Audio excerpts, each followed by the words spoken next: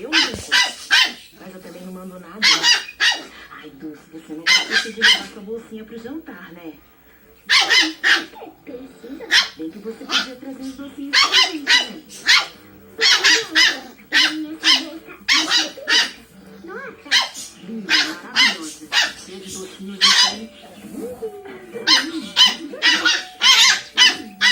Ai, Fabiana.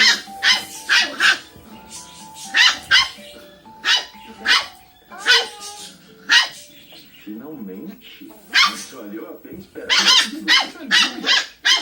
A menina demora muito pra se arrumar, né, papi? Não é uma Cecília? É, alguma sim. O Ricardo já tá esperando a gente. Valeu! Valeu!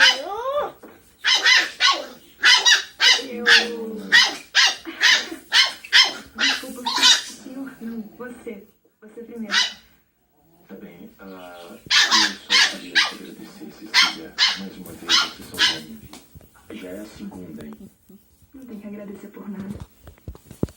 Eu queria saber o que eu posso fazer pra mostrar o quanto você tem sido importante na minha vida.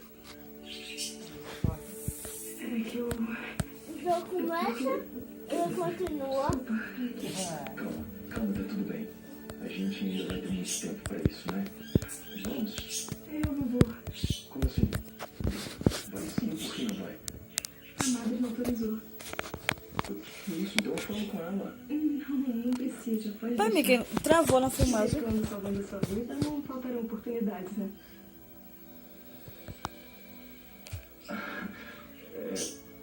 Pensando assim, Deus, o que eu acabei de dizer?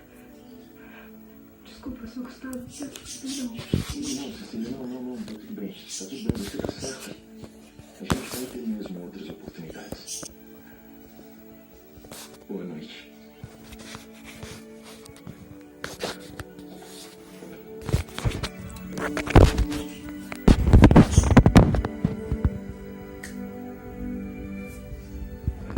A impressão minha ou Gustavo está realmente diferente? Não é só impressão não, Gabriel.